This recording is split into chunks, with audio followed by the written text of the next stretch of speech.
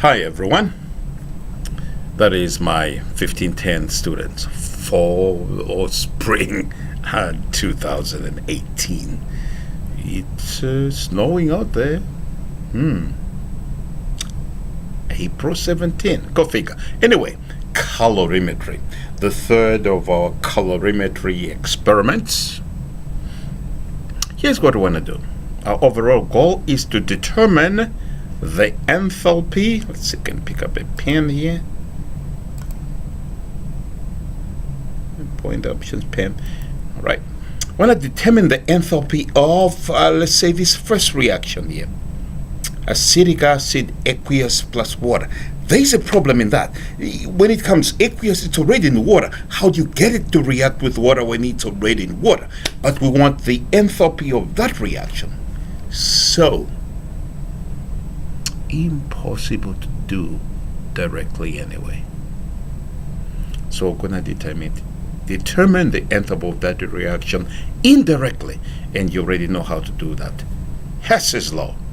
And so the three reactions that we have up here, I'm calling them R1, R2, and R3, will allow us, if we combine them in a certain way, we generate the enthalpies of ionization.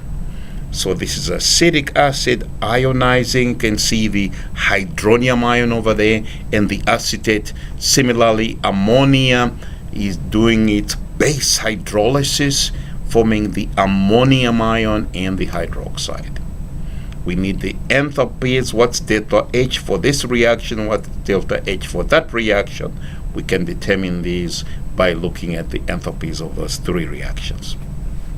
So just a reminder, we have overall reactions, and then we write net ionic equations. So here's the overall reaction. It's balanced: acetic acid plus sodium hydroxide, water, and sodium acetate. In order to do the overall ionic, we split what's splittable. Acetic acid is a weak acid, so it doesn't ionize much. So this one comes down directly.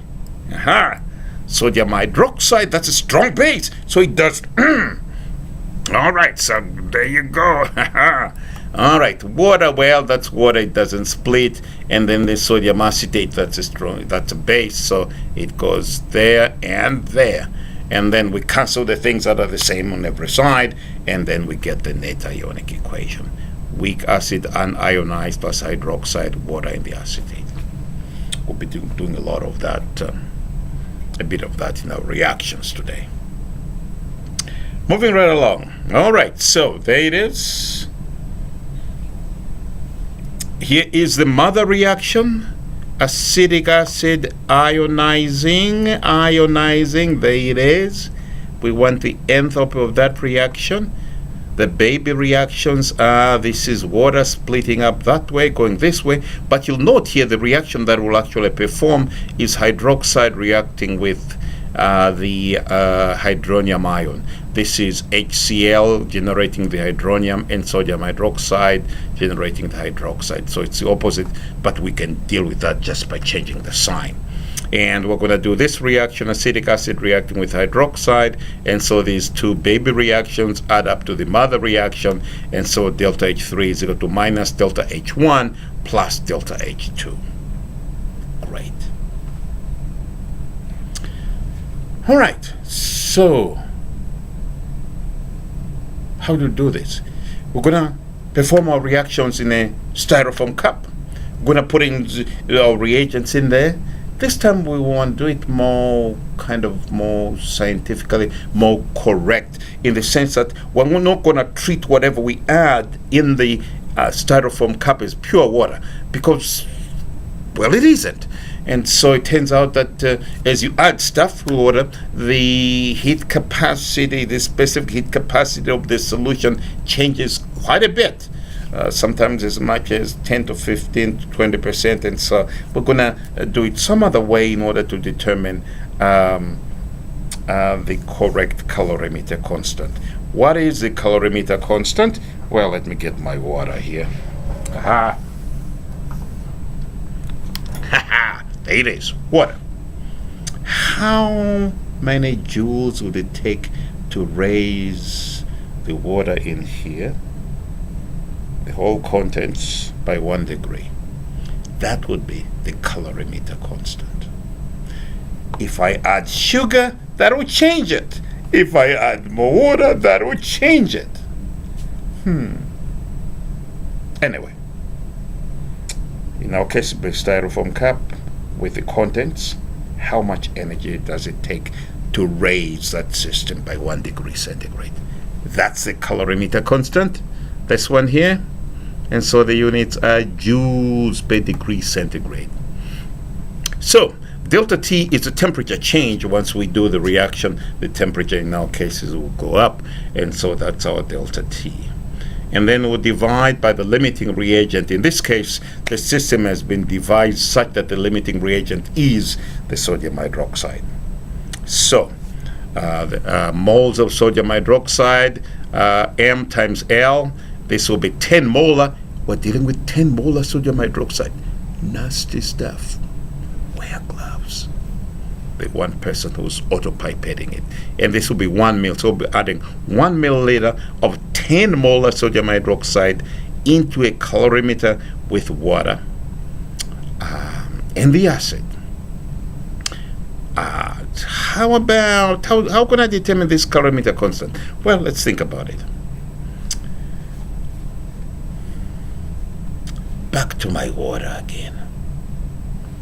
Maybe let's drink some.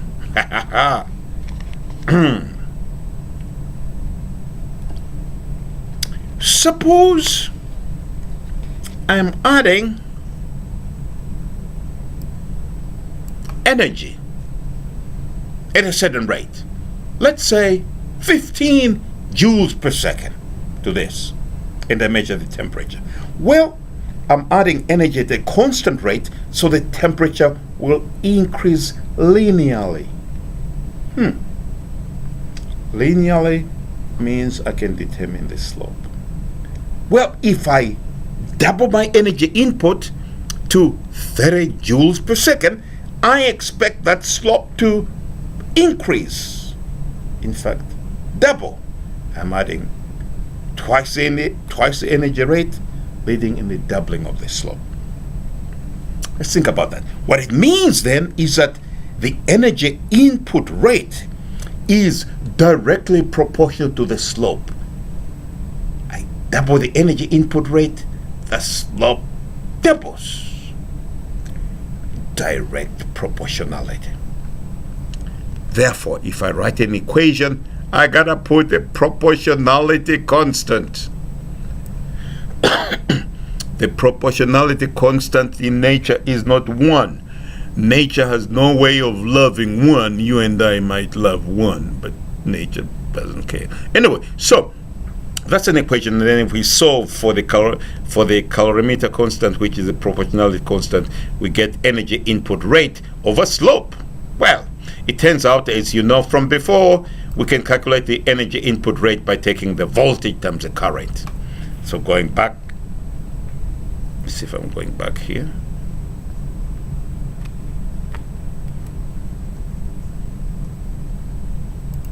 Okay, let's see if it can move me forward. All right, that's how the data will look for the calorimeter constant. You'll get a nice linear line as you do the heating. This is the slide that I wanted to get to. So we've talked about this, right? And the calorimeter constant this becomes all of that. Voltage times current divided by slope, and then delta T over the concentration of the sodium hydroxide times the liters of the sodium hydroxide. So that's what we're doing. So how do we do the experiment? Well, that's coming shortly. For the other reaction, HCl and ammonia will be the limiting reagent, so it's the same reaction with the sodium hydroxide replaced by ammonia.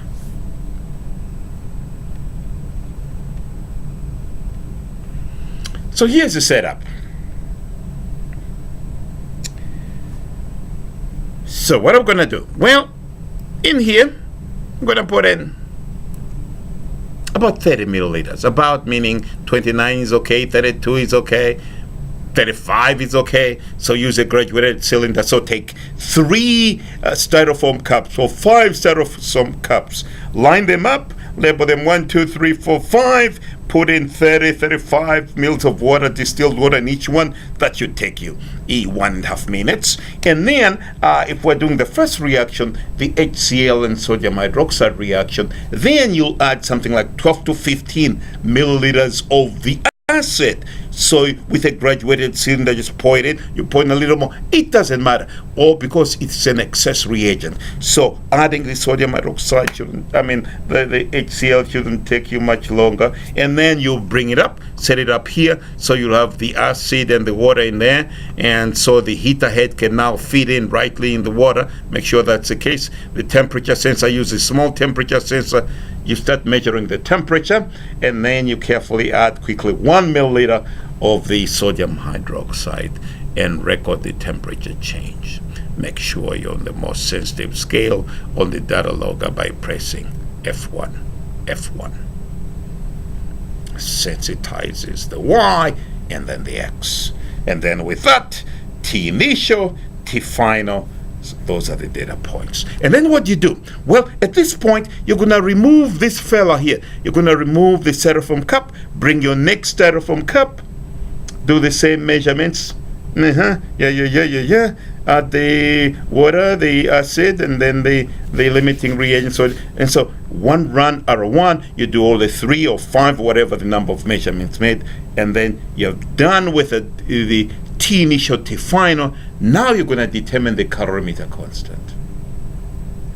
You set up the power supply just like you did before. Make sure this power light is on and should be heating, so you're heating at 5 to 8 joules per second, so you can get a nice reasonable slope for the heating.